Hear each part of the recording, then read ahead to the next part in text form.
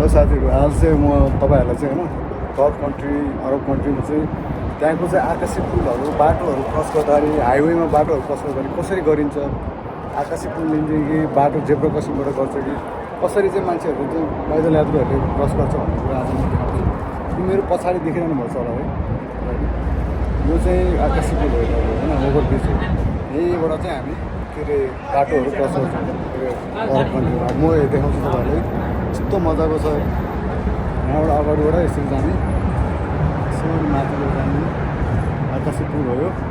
र माथिपट्टि माथिपट्टि देख्नुहुन्छ है छाना है, माथिपट्टि छाना छ। घाममा पनि यस्तो घामबाट बचाउनको लागि है यो चाहिँ।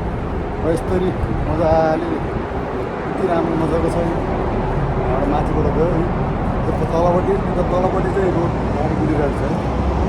अब कमसेकम यो ओभरब्रिज पार गर्नलाई नै कमसेकम कति 5 मिनट जति लाग्छ होला। यति लामो पुल हुन्छ, यति लामो। त्यो पछाडि पुग्छ, त्यो पछाडि पुग्छ।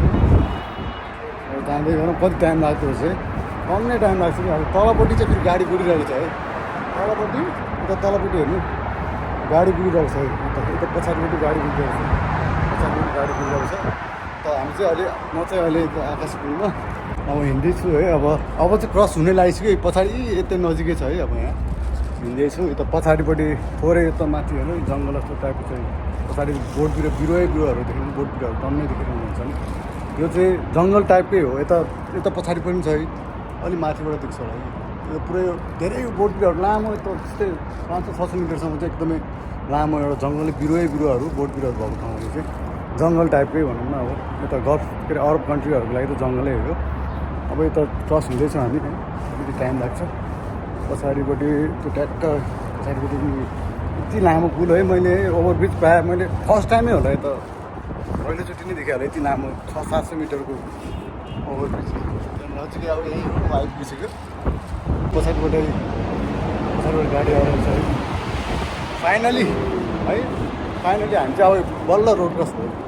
यो त आकाशी पुलबाट है, अगाडिपट्टि छ यता अगाडिपट्टि आइपुग्यो। फाइनली हामी चाहिँ अब रोड क्रस भयो। अब पारीबाट उता पारीबाट आएको यता आइपुग्यो। र यस्तै भिडियोहरू हेर्नु मन छ भने चाहिँ तपाईँहरूले होइन जो पनि नयाँ हुनुहुन्छ च्यानलमा, नयाँ आउनुभएको छ, लाइक र सब्सक्राइब गरिदिनु होला।